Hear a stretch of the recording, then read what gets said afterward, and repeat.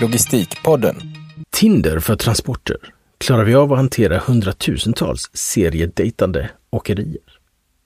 Det finns enligt EU-kommissionen drygt 50 miljoner singelhushåll i Europa där personen är mellan 18 och 65 år gammal. Det är faktiskt, tror det eller ej, samma antal användare på datingtjänsten Tinder, fast då i hela världen. Det finns ingen tillförlitlig statistik på Europa, men 60% av användarna uppges finnas utanför Nordamerika. Tinder har identifierat 20 miljarder matchningar sedan starten. 20 miljarder! Det betyder alltså 400 stycken per användare. Utan att sticka ut hakan allt för långt kan man nog anta att dessa 50 miljoner personer inte skulle ha träffat eller ens identifierat en fraktion av de 400 matchningarna på egen hand. Notera att det är matchningar, inte genomförda dejter. Det vore kanske i mesta laget för de flesta. Hur många av matchningarna som leder till verkliga möten vet vi av naturliga skäl inte så mycket om, men det är nog säkert att anta att det är ett fåtal i snitt. Och det är inte heller säkert att dejterna är att betrakta som framgångar, hur det nu än mäts, vilket naturligtvis har lika många definitioner som personer. Det som Tinder gör är det som så många andra digitala aktörer också gör nu för tiden. De förmedlar kontakt mellan supply och demand utan att själva äga resurserna som förmedlas. Och både supply och demand är i datingfallet extremt long tail, det vill säga att varje aktör har preferenser och förutsättningar som i allt väsentligt är helt unika. Jämför med marknaden för Airbnb till exempel, där det finns ett stort antal relativt standardiserade typer av boenden, alltså ganska short tail, som erbjuds individer, som är long tail då. Naturligtvis är utbudet på denna marknad betydligt rikare och mer varierat än det etablerade hotellsystemet, som är en extrem short tail. Men jämfört med Tinder är det ändå hyfsat standardiserat. Låt oss byta bransch. Det finns också enligt EU-kommissionen drygt 500 000 åkerier i Europa.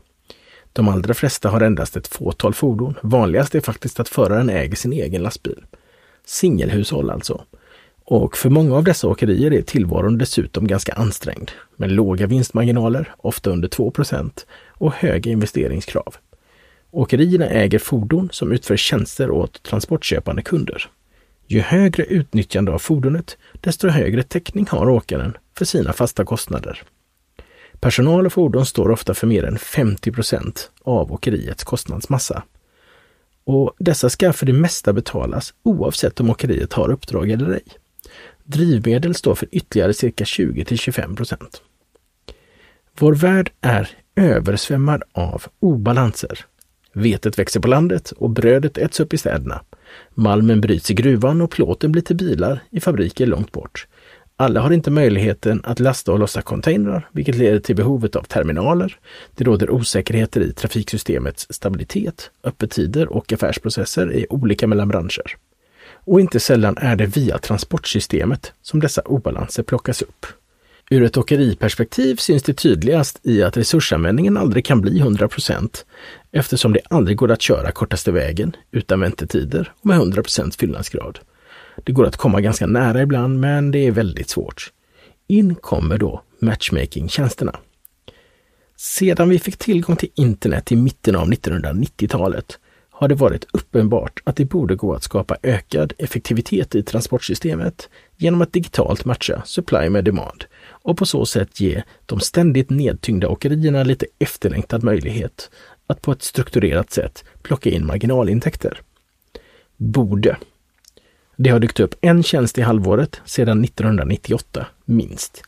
Och även om det till en början var otroligt trögt och där det saknades kritisk massa så har det på senare tid faktiskt börjat fungera. Allt fler åkerier deltar idag i en delningsekonomi, eller egentligen flera delningsekonomier, där marginaluppdrag förmedlas av mäklartjänster.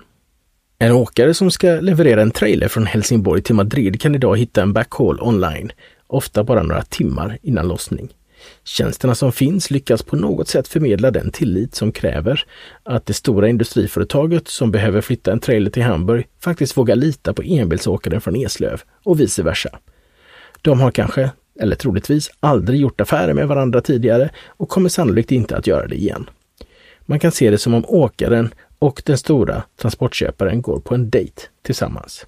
Tinder för transporter således. Men Tinder har ju som bekant vissa brister. Den enkla, skalbara funktionen är ju som bekant själva matchmakingen.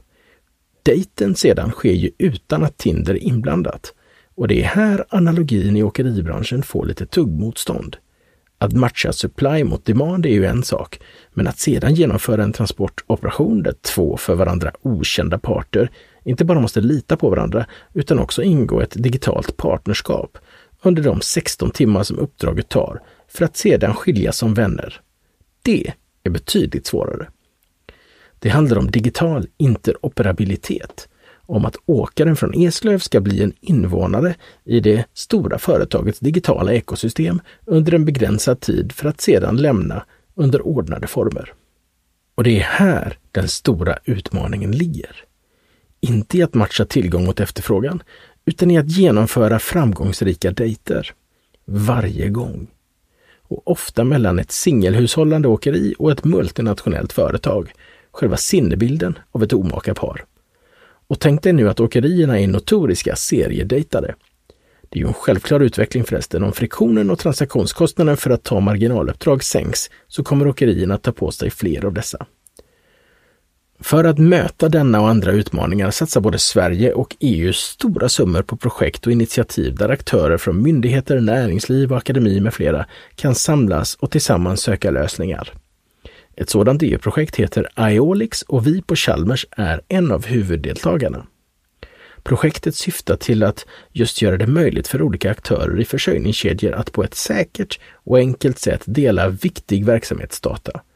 Vi har under de senaste 2 åren i projektet byggt upp 12 så kallade living labs i Europa där vi just nu stresstestar olika lösningar och användarfall.